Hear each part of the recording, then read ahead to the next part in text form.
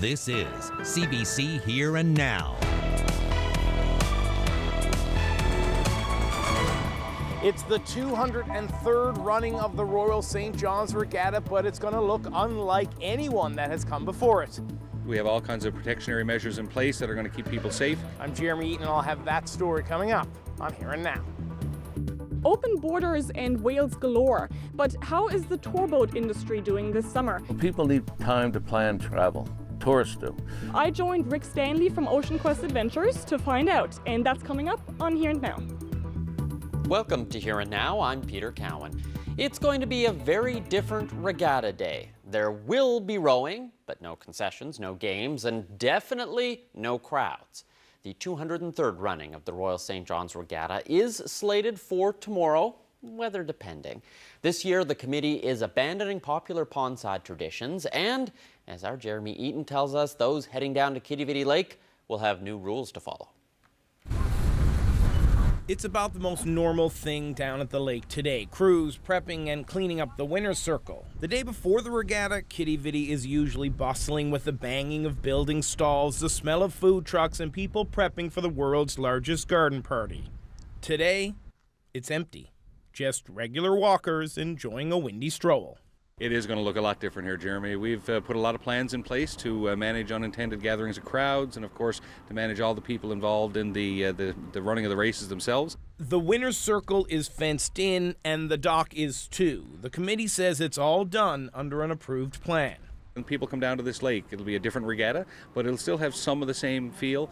But the reality is we're really looking forward to next year when things will go back to normal. We can take down the fences and just get out and enjoy the place.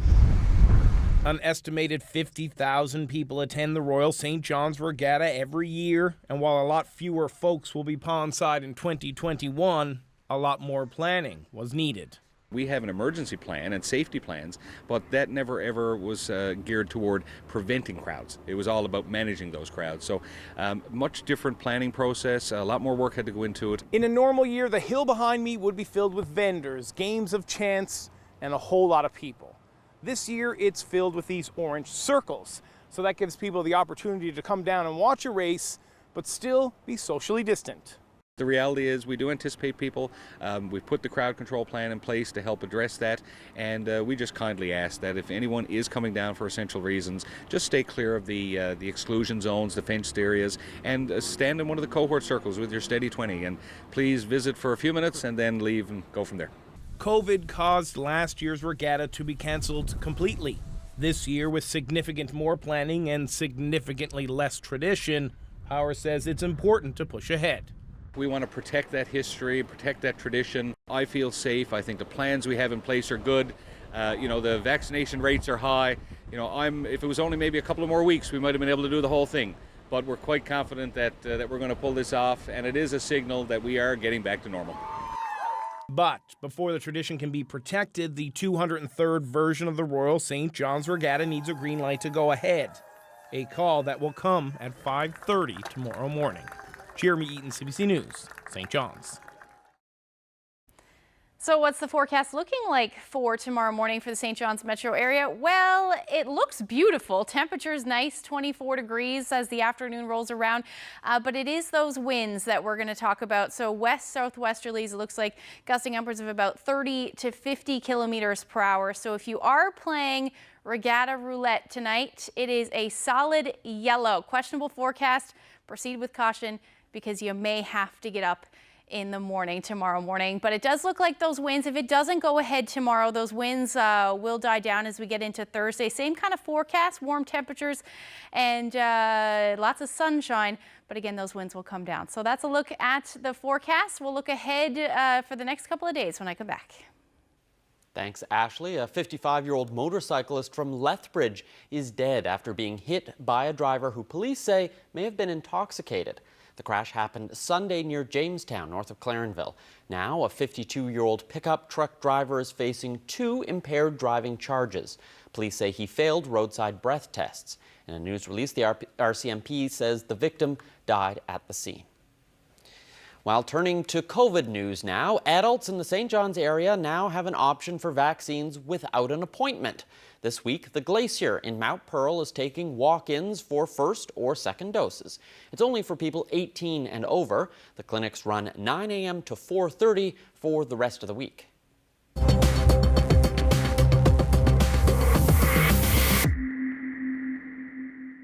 Now that travel is opening up again, one thing some countries require, a negative test for you to get in. You'll need one to travel to the United States or some parts of Europe or even Saint-Pierre and Miquelon. And you'll need a negative test before coming back to Canada, and all that is going to cost you. Public Health won't give you a test. You'll have to pay for a private lab. In this province, that can be anywhere from $125 to more than $200. For travelers like Terry Kinsella, who's from Corner Brook but lives in the States, it's the price she has to pay to come home and see her parents after almost 2 years. It's just the necessary cost of coming home. It's the necessary process. You know, my concern is the process is constantly changing, and you think you know what you're supposed to do, and then it changes, and then it's like your plans are out the window and you have to react. I understand we're in a pandemic. It's just, you know, a little frustrating at times. Throughout the pandemic, if you've needed a test, it's free. So why can't you get one at a public lab if you need to travel? Public Health requires you report at least one symptom of COVID-19 in order to get a test. The Premier says if you want to travel, you should pay for it yourself. You know, we don't cover travel insurance. We don't cover, you know, there's all kinds of things that government doesn't cover with respect to travel for tourism purposes, and this would be no different. There are private options available. In order to travel to the U.S., for example, you have to have a negative test within 72 hours of when you leave. Avalon Laboratories is the only private lab in the province that does these tests, but it relies on various clinics across the province to actually collect that swab, which is why the price can range from $125 to $200. It says the results are returned on the same day or early the next day at the latest. We always provide our results in less than 24 hours. From the time that swab arrives at our lab, we test it right away, and there's no delay. So normally in the city, people can have the results in the same day. If you get swabbed at 8 o'clock in the morning, you normally have your result after lunch. If it comes from a different part of the province, then normally it'll be the next morning we would test, and again, you'd have it by midday. As this province is opening up, restaurants are now free from capacity restrictions. Since Sunday, the province's 75% customer limit, it's history. But not every business is rushing to remodel. The owners of Rosie's restaurant in Gander say they have a good thing going and are unlikely to change anytime soon. Rosie's was very wide open and loud and whatnot, so now we've had it some dividers put up and some changes made that we think it's a better atmosphere for our guests, and we'll definitely keep it this way. When we went to 75%, that's our 100%. We wouldn't add any more tables than what we have now. I just spoke to some of my servers this morning, and I know I'm not ready to take off my mask yet. We're still dealing with people from all over, and then the borders are going to open again. I know I'm not taking off my mask, and some of my servers said the same, and they have people in their families not fully vaccinated yet, so they don't feel safe, you know, to come to work without them yet. So you'll probably see them around here for a while. Our staff wore them long before they were mandatory. So we're just going to do things to keep us safe. We have a lot of fans, and a lot of people write and say, I can't wait to come home, to come to Rosie's, and they do, and thrilled. Even the parking lot has different license plates every day. But yes, we've had a lot of visitors from around, a lot of people coming home from Alberta, Ontario, and places. They got to come home, and when they come home, they got to come to Rosie's, because they're coming for a good homemade feed. It's obvious. Well, if you want to go into a restaurant in New York City, you'll soon have to show proof that you've been vaccinated. It's one of the most aggressive steps the city has taken so far to curb the surge of the highly contagious Delta variant, and it's directed at workers and patrons at indoor fitness centers, restaurants, and any sort of entertainment venues like those theaters.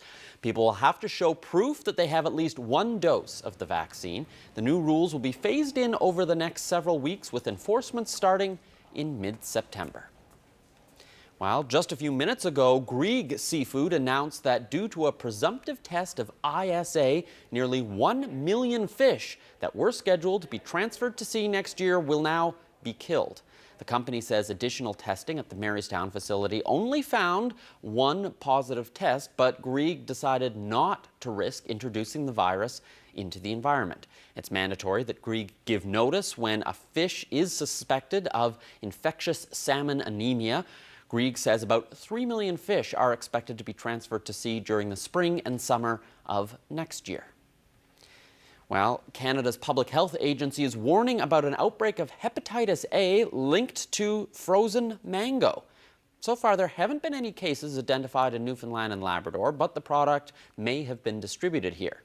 So check your freezers for mangoes with the best before dates in early November from Nature's Touch, Irresistibles, President's Choice, or Compliments. Compliments frozen mangoes expiring in December 18th have also been recalled. Public Health says not to eat the recalled food and to ask staff about the recall warning if you order anything with frozen mangoes at a restaurant. Symptoms of hepatitis A include fever, dark urine, a loss of appetite, nausea, vomiting, cramps, and jaundice. And if you think you've eaten any of the contaminated mango in the last 2 weeks, call your local public health authority and they'll arrange a hepatitis A vaccination. The Innu Nation wants to be more involved in the new Muskrat Falls deal. Grand Chief Etienne Rich sent letters to the Premier and Prime Minister today saying the new deal could cut out the Innu Nation. Last week, both governments came to an agreement to mitigate rising electricity rates related to the hydroelectric project. Under a 2011 agreement, the Innu Nation is entitled to either 5% of the cash flow from the project or a minimum payment, whichever is greater. The Innu Nation says now there may not be any profit. The group is asking for a seat at the negotiating table to ensure that, quote, Canada and the province keep their commitments. Well, it's been a banner summer for whale sightings. Boat tours have always been a major draw for tourists, but one company says now it's all about branching out. Now that the borders have been open for a few weeks with other provinces, here now's Enrica Wilhelm checked in with a local tour operator. There is a slow uptake, which is unfortunate because their season here in Newfoundland, like we got a couple of months to make it. And, you know, it's unfortunate that that's the way it's going to be this year. It's going to be slow, and hopefully everybody will ride this wave out. COVID-19 threw many businesses a curveball, especially in the hospitality sector. But Ocean Quest Adventures in Petty Harbor has managed to stay afloat. If you get, you know, 3 or 4 months in the tourism season for a tourism operator, you're lucky. We're probably a little bit longer than that because we offer diving, training, and so on and so forth. So. You know, it is a short season, and we have to maximize that revenue in that short season. And when you don't have the people coming, it's very difficult to make the buck that you need to carry you through the winter. Some have been critical of the messaging and timing of open borders. Stanley echoes this. I think they were so late coming out and announcing that, you know, people need time to plan travel. Tourists do. What we're seeing here is families that have a relation, you know, in our province. The message is getting out there now, you know, but it's a bit late for this year. So, you know, we are going to get fewer people. The gates are open, kind of thing, but they got that message out a little later than they should have gotten it out. Whether the province will see many visitors before the end of the season remains to be seen, but Rick Stanley is hopeful that coming seasons will make up for the pandemic. It is going to take a couple of years to get everybody back on their feet again, for sure. They just got to hang in there, and like I said, with the support that's being out there, I think you know, they're embracing the tourism operators, and people are going to do okay if they just hang in there. Newfoundland and Labrador are doing a great job, and I think the world is noticing, and I think we are going to be that safe haven for travel in the very near future, and hopefully that very near future is next year. The key to weathering the pandemic and future rough seasons, Stanley believes, is offering a broad spectrum of activities, which is why he's branched out beyond whale tours into diving, sea kayaking, bicycling, to appeal to many different demographics. Henrike Wilhelm, CBC News, Petty Harbour, Maddox Cove.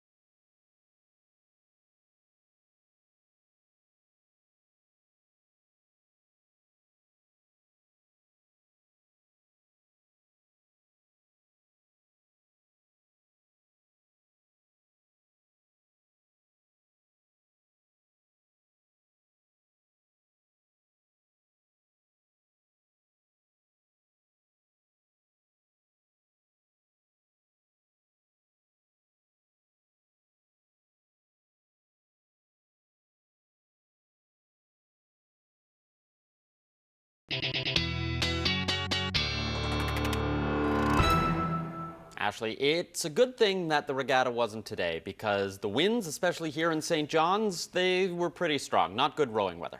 Absolutely not.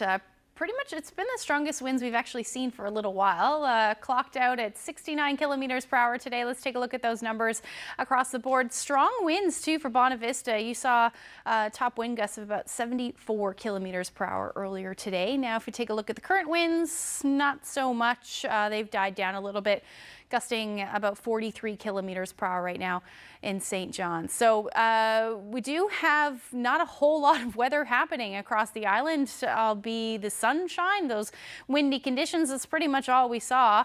And then an area of low pressure to the north with a stationary front that is sparking some lightning for parts of Lab West, and that risk of lightning and thunderstorms will continue to head towards central Labrador as we get over the next few hours, and then that extending cold front will move through as well. So that is going to bring some showers for the southeastern portion of Labrador, as well as along the west coast as we head through the evening hours tonight and towards the early morning hours for the west coast.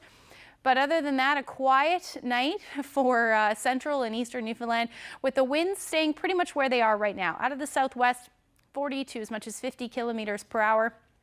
And then we'll see that front swing through again tomorrow. It's going to move off fairly quickly, but that risk of showers will continue at least for the morning hours for central portions of the island. But as we get into the afternoon, not a whole lot happening. We should actually see that sunshine clear out through the day, or at least the cloud cover rather, clear out as the day goes on.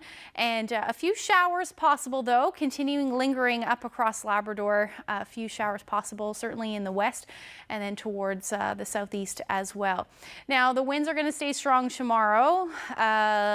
Most of the afternoon we'll see wind gusts upwards of about 50 kilometers per hour, and the winds will generally be out of the west.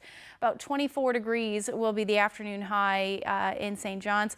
And then as we head towards central Newfoundland, similar forecast as far as those temperatures go. Sunshine, 24, 25 degrees.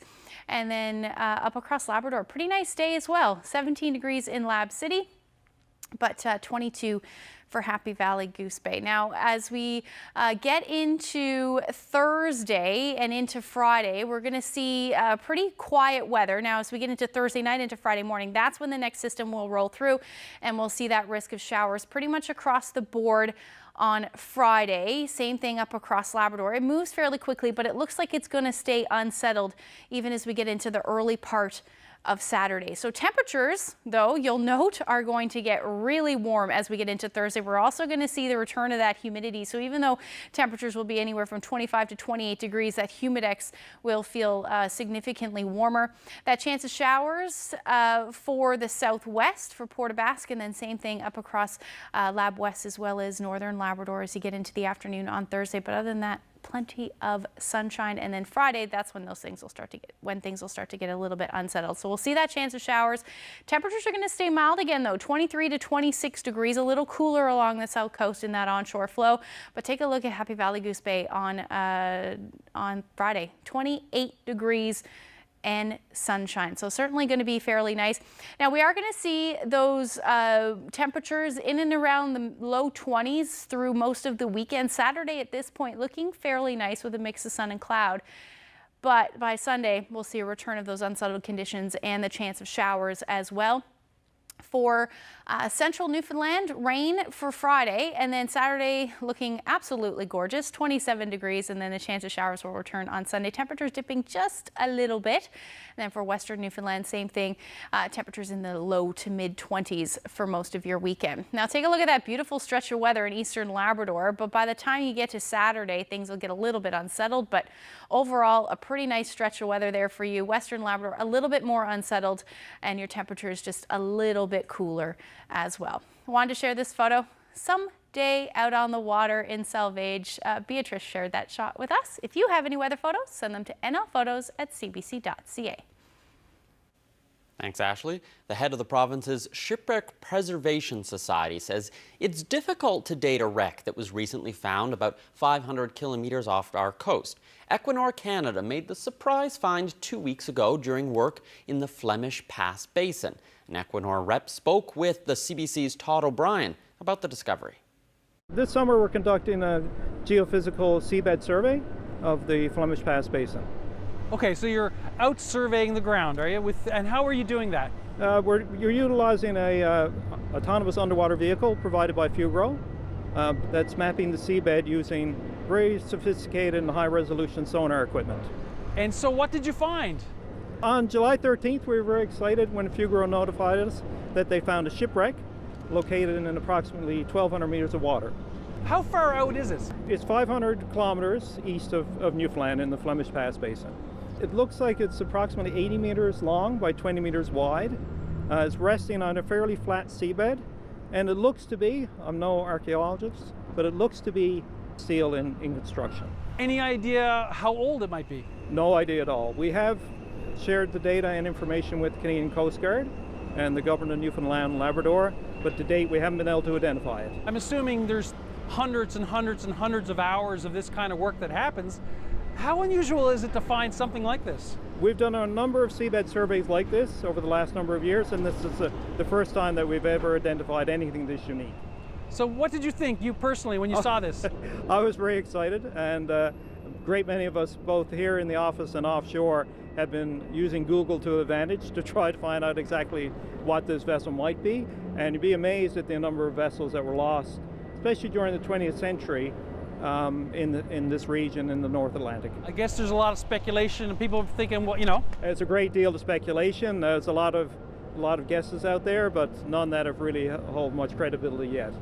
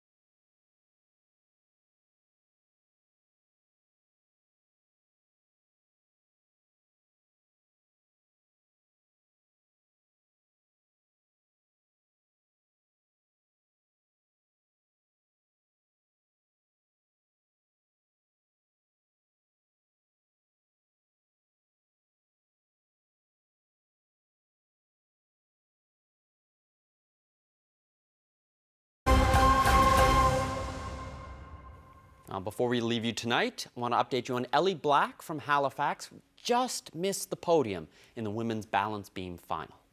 This last 6 days has been incredibly hard, very emotional, not knowing whether my ankle would be able to do the beam routine or not. So I'm just, incredibly proud of myself. And, you know, fourth in the world is something amazing. So I'm very happy with it. Black finished with a score of 13.866. The 25-year-old has been competing with a sprained left ankle that she re-injured in practice last week. She says a team of trainers and physiotherapists worked to get her ready for today. This is her third Olympics. And that's it for us for Here and Now tonight. Thanks so much for watching. We'll be back same time tomorrow night, 7:30 Island time, with a special Regatta Day edition, maybe.